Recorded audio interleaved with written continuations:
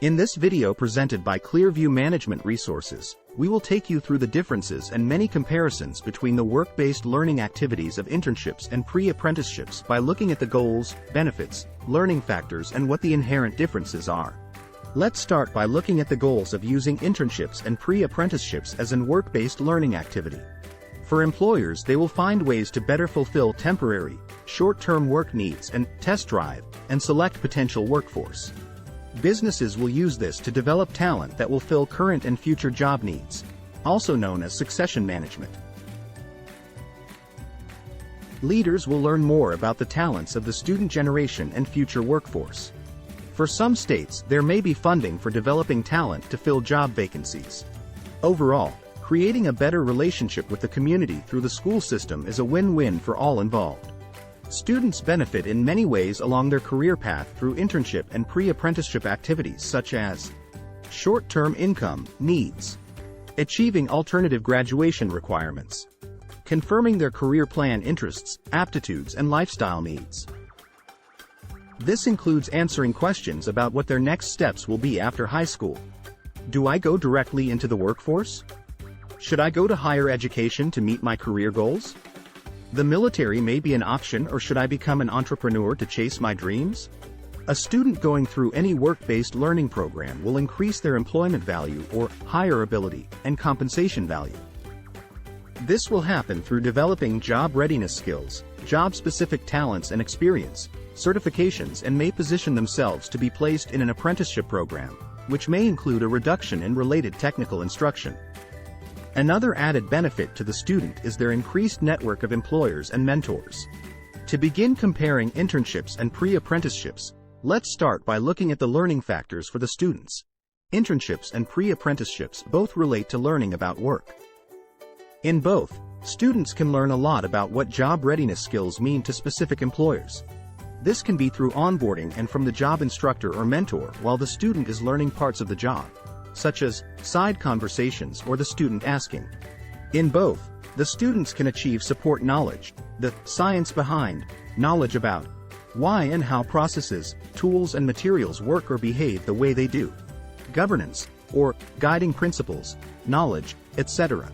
This better aligns workers, sometimes helps them make decisions. These are called RTIs, related technical instruction, by some.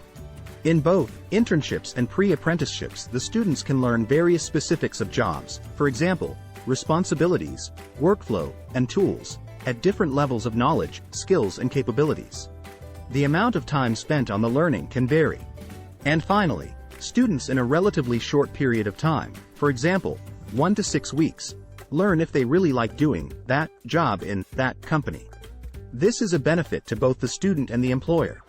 Find out before too much time and money is invested by either party.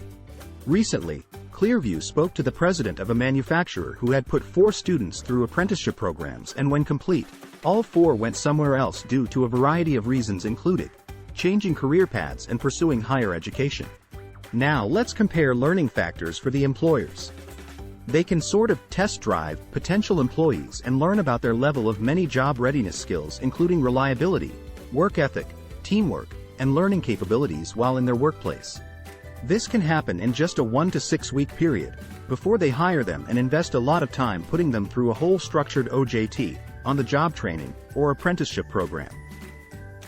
Next, in order for us to further weight the differences between an internship and a pre-apprenticeship, let's look at structured versus unstructured curriculum. ClearView Management Resources recommend that both internships and pre-apprenticeships have structured curriculum. In fact, we recommend that all work-based learning activities be structured. This facilitates clearer, more exact learning processes that cover what you want the students to learn and to accomplish. This also helps you to accomplish what you want to learn about them. Pre-apprenticeships are required to have structure, which internships are not. However, to get the benefits of structured learning when doing internships, one of the best recommendations is to start by creating a job description for the internship work you want accomplished, including learning responsibilities. Then use ClearView Management Resources Job Plan 360 system for designing and creating structured OJTs and apprenticeships for their internship job. Next, let's further detail the learning and capabilities measured in both. Both internships and pre-apprenticeships should have these. Passing and selecting talent is a critical part of a talent management system. Your clients need to see products and services quality maintained or improving, and your current workforce teams need to see this to know your respect in developing, measuring, and selecting their teammates. Here are some methodologies ClearView Management Resources uses to measure or verify learning and capabilities achieved. Written quizzes and tests, behavior observations and feedback, what if, mind drills, panel interviews, walkthrough simulations, and operations performance demonstrations. Okay, now, what are the primary differences in pre-apprenticeship and internship programs?